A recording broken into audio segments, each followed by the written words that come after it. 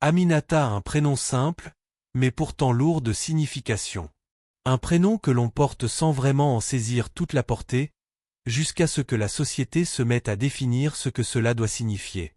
Ce que cela doit être. Ce que cela doit ressembler. Depuis son enfance, Aminata avait appris à vivre dans le regard des autres. Pas un regard qui la valorisait, non.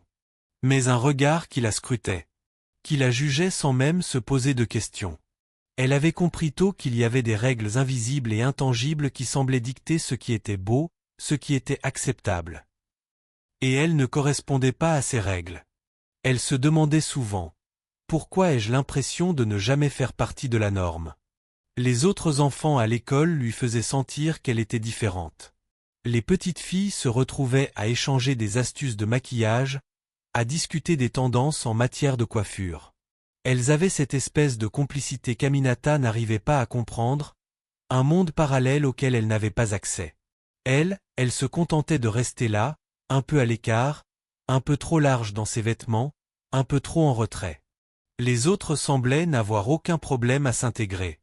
Mais pas elle. Chaque regard lui rappelait ce qu'elle savait déjà, elle n'était pas comme les autres. Elle se souvient encore de cette première comparaison. Un jour, au collège, une de ses camarades, après avoir regardé Aminata de haut en bas, dit « Tu as un joli sourire, mais ton nez. » Et le reste, elle ne l'avait pas dit. Elle n'en avait pas besoin. Elle avait vu son regard. Le regard qui disait que son nez n'était pas assez fin, pas assez joli, pas assez comme il devrait être. Puis vint l'adolescence. Une époque où les filles commençaient à se métamorphoser. Elles se maquillaient, se coiffaient de 1000 façons, se prenaient en photo sous toutes les coutures.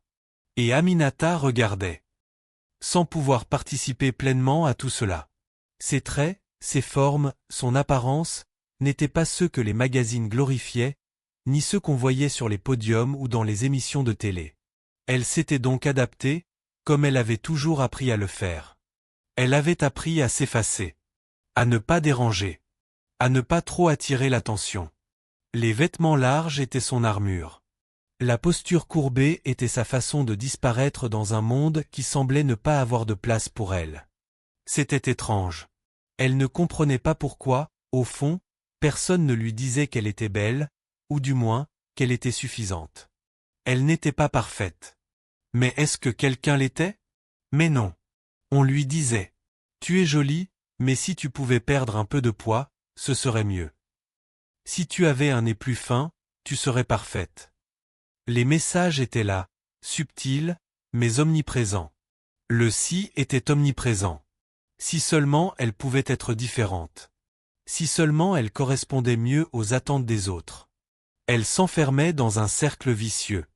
Elle se regardait dans le miroir et se disait « Si je pouvais changer ceci, si je pouvais modifier cela, peut-être que je serais plus belle. » Mais les changements n'arrivaient jamais.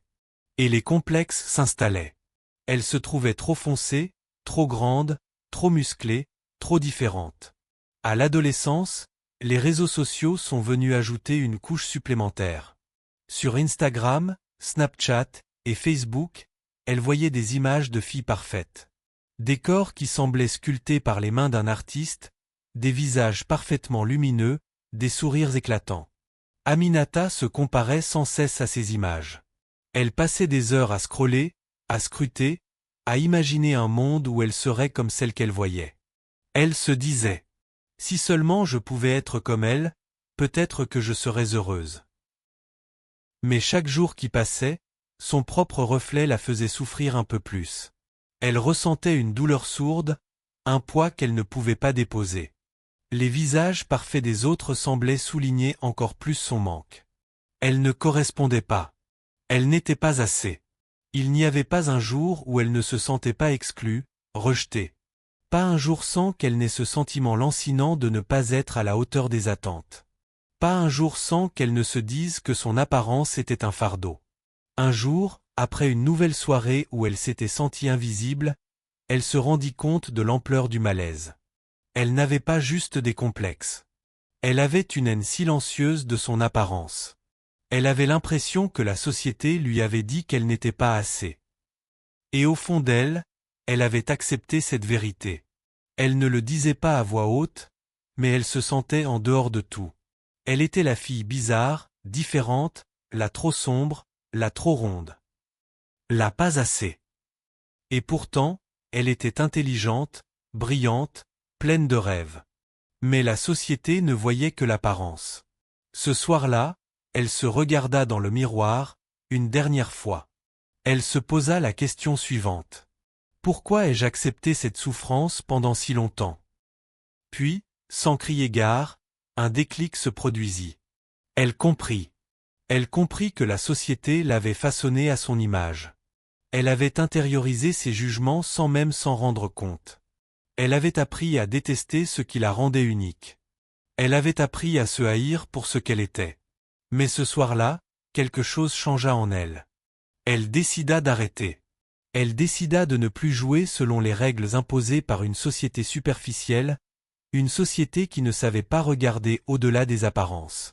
Les jours suivants, elle commença à réapprendre à s'aimer, à se regarder autrement. Elle se disait chaque jour: je suis suffisamment bien. Je suis suffisante. Elle se mit à lire des livres sur l'estime de soi, à écouter des podcasts sur la confiance en soi. Elle commença à se libérer du regard des autres, à comprendre que ce qui comptait avant tout, c'était sa propre perception d'elle-même. Peu à peu, les changements commencèrent à se faire sentir. Pas à l'extérieur, mais à l'intérieur. Elle se leva chaque matin en se disant: je suis fière de qui je suis. Et cette transformation intérieure eut un impact puissant. Son regard changea. Son comportement changea. Elle s'affirma davantage. Elle s'épanouit. Elle n'était plus la fille qui se cachait dans l'ombre.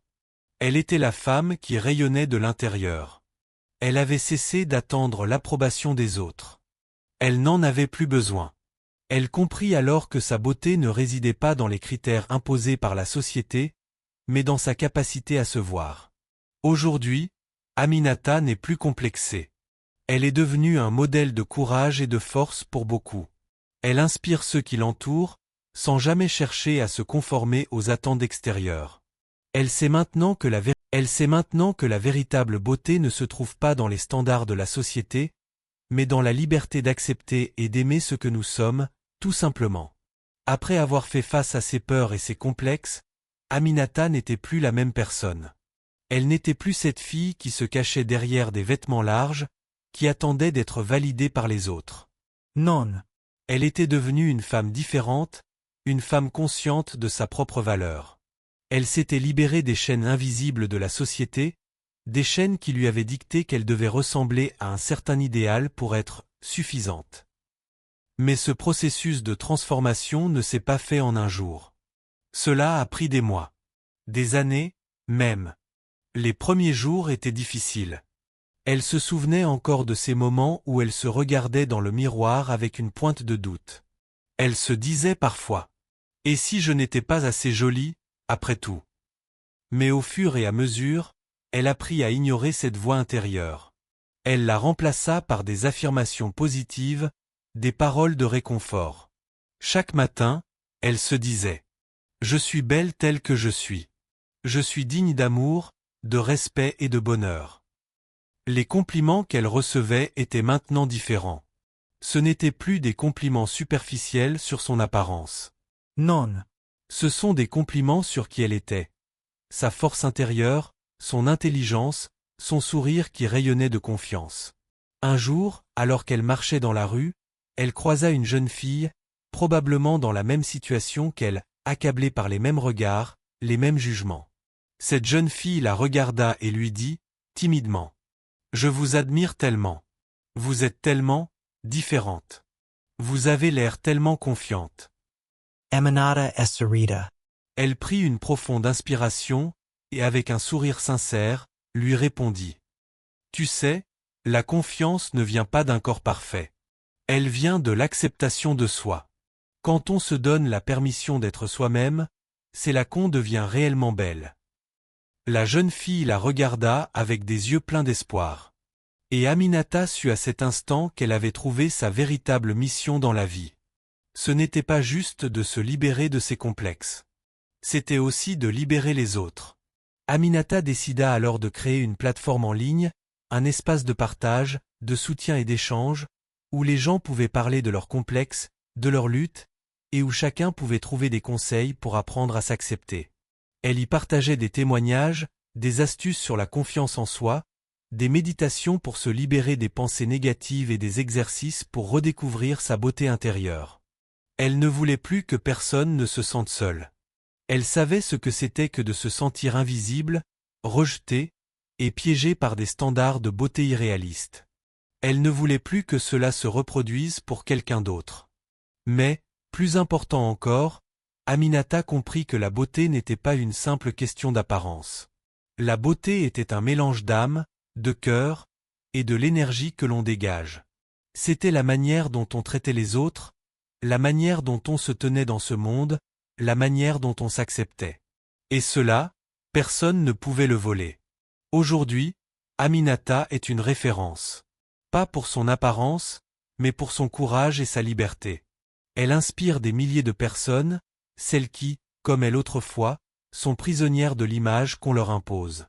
Elle prouve, chaque jour, que la beauté commence là où l'on cesse de se comparer aux autres et où l'on commence à s'aimer soi-même. Elle sait que la route est encore longue. Mais elle marche, fière et libre. Et elle sait maintenant que, peu importe le regard des autres, ce qui compte, c'est le regard qu'elle porte sur elle-même. Et aujourd'hui, ce regard est empli de fierté. Parce qu'elle a appris la plus grande des leçons, l'amour de soi est le fondement d'une beauté inébranlable. Si tu aimes ces genres de contenus, je t'invite à t'abonner et activer la cloche de notification pour encourager la chaîne. Merci.